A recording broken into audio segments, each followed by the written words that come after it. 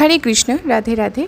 आज के आमरा जे विषयटाके निये आलोचना करब कम बेशी आमादेर सबार जीवने एटा हयेई थाके अर्थात पाप এবং আমরা সেই পাপের প্রায়শ্চিত্ত কিন্তু নিজেরাই করতে পারি। একজন পাপী তার পাপের প্রায়শ্চিত্ত করতে পারে এমন বিভিন্ন উপায়ের বর্ণনা করতে গিয়ে ঋষি যাজ্ঞবল্ক্য বলেছেন, একজন মানুষ নিম্নোক্ত তিনটি শর্তে পতন ও অধঃপতন নিশ্চিত করে। যদি সে ধর্মগ্রন্থে প্রদত্ত নির্দেশের বিরুদ্ধে যায়, নিষিদ্ধ কর্মে লিপ্ত হয় এবং কামুক আনন্দের পিছনে দৌড়ায়। একজনের পাপের প্রায়শ্চিত্ত হলো তার পাপের পাশাপাশি অপরাধ থেকে মুক্তি পাওয়ার সর্বোত্তম উপায়। একজন পাপী যে তার পাপের প্রায়শ্চিত্ত করে না, সে মহারারূপ নামে এক ভয়ঙ্কর নরকে অসহনীয় অত্যাচার ও যন্ত্রণার মধ্য দিয়ে যায়। যে ব্যক্তি একজন মহিলার শালীনতা লঙ্ঘন করে তার জন্য অত্যন্ত কঠোর শাস্তির সুপারিশ করা হয়েছে, বিশেষ করে যদি সে তার বন্ধু স্ত্রী, শিক্ষকের স্ত্রী, তার নিজের মেয়ে বা ভগ্নিপতি ইত্যাদি হয়ে থাকে। শাস্ত্র মতে এই ধরনের একজন পাপীকে কোনো করুণা না দেখিয়ে হত্যা করা উচিত। মহিলা যদি এই জঘন্য অপরাধের ইচ্ছুক অংশীদার হয় তবে তাকেও একই শাস্তি দেওয়া উচিত। যে ব্যক্তি একজন ব্রাহ্মণকে হত্যা করেছে তার পাপের প্রায়শ্চিত্ত করা উচিত তার ভিক্ষার বাটি হিসাবে মাথার খুলি বহন করে 12 বছর ভিক্ষা চেয়ে। তিনি ভিক্ষা হিসাবে যা পান তার উপর নিজেকে টিকিয়ে রাখা উচিত। একটি গরুর জীবন রক্ষা করা একজন মানুষকে ব্রহ্মা হত্যা পাপ থেকে মুক্তি পেতে সহায়তা করে। একজন মাতালকে তার পাপে প্রায়শ্চিত্ত করতে হবে নিম্নোক্ত যে কোনো একটি ঘি, গোদুধ বা গোমূত্র সেবন করে। স্বর্ণ চুরির অভিযোগে অভিযুক্ত ব্যক্তি তার নিজের ওজনের সমপরিমাণ স্বর্ণ দান করে তার পাপ থেকে মুক্তি পেতে পারে। যে ব্যক্তি একটি গরু হত্যা করে সে পঞ্চগব্য গরুর দুধ, গোবর, গোমূত্র, ঘি এবং দইয়ের মিশ্রণ সেবন করে তার পাপ থেকে মুক্তি পেতে পারে এবং তার বাকি জীবন গরুর দাসত্বে কাটাতে হতে পারে। শ্রী ভক্তির স্বামিত্ব সিন্ধুতে বলা হয়েছে, বেদ বিহিত কর্ম, দান, তপস্যা ইত্যাদি দ্বারা মানুষ কিছু সময়ের জন্য পাপকর্মের ফল থেকে মুক্তি হতে পারে, কিন্তু তারপরেই আবার সে তার পাপকর্মে প্রবৃত্ত হয়।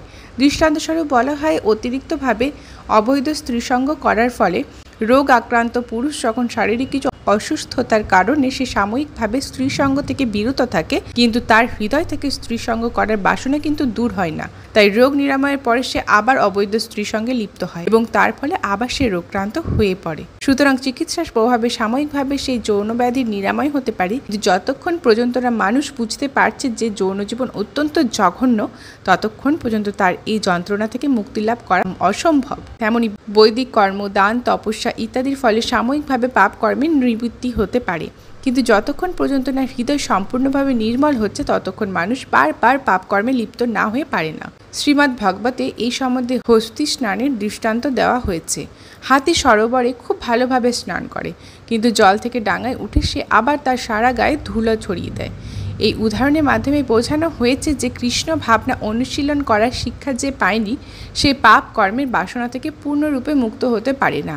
কর্ম, জ্ঞান বা যোগের দ্বারা পাপকর্মের বাসনা থেকে পূর্ণরূপে মুক্ত হওয়া সম্ভব নয়। শুধুমাত্র শুদ্ধ ভগবত ভক্তির প্রভাবেই তা সম্ভব হয়। শিবপুরাণ, স্কন্দ পুরাণ ও কুর্ম পুরাণে 5টি মহাপাপের উল্লেখ করা হয়েছে। বেঁচে থাকাকালীন এই পাপগুলো করলে নরকে চরমতম শাস্তি ভোগ করতে হয় এবং সাবধান করা হয়েছে পুরাণে। জেনে নিন এই 5 মহাপাপ কি কি। এই 5 প্রকার: চরম অন্যায় করা, জীবদ্দশায় আপনি পার হয়ে গেলেও মৃত্যুর পর কিন্তু নরকে এর শাস্তি আপনাকে ভোগ করতেই হবে। মাতৃগর্ভে ভ্রূণ হত্যায় করা মহাপাপ বলে মনে করা হয়, তাই ভুল করেও কখনো এমন কাজ করা উচিত নয়। এই পাপের শাস্তি ভয়ানক হয়ে থাকে। শুধু মৃত্যুর পরে নরকবাস নয়, ভ্রূণ হত্যার শাস্তি হিসাবে জীবদ্দশাতেই চরম সর্বনাশ নেমে আসতে পারে আপনার জীবনে। শাস্ত্র বলেছে, অপরিচিত কারোর সঙ্গে সহবাস মহাপাপ হিসেবে গণ্য করা হয়। এই কাজ যারা করেন মৃত্যুর পর নিশ্চিতভাবে তাদেরকে নরকবাস করতে হয়। শাস্ত্র অনুসারে শরীরের টানে বা অন্য কোনো প্রলোভনে কোনো অপরিচিত পুরুষ বা মহিলার সঙ্গে সহবাস করা উচিত নয়। শাস্ত্র অনুসারে কারো সোনা চুরি করা বা কেড়ে নেওয়া 5 মহাপাপের অন্যতম, কারণ সোনাকে লক্ষ্মী হিসেবে মনে করা হয়। এই পাপের চরম শাস্তি অবশ্যই নরকে অপেক্ষা করছে। কারোর বাড়িতে আগুন দেওয়া, ভাঙচুর চালানো অত্যন্ত গর্হিত কাজ। মৃত্যুর পর এই পাপের শাস্তি এড়ানো যায় না।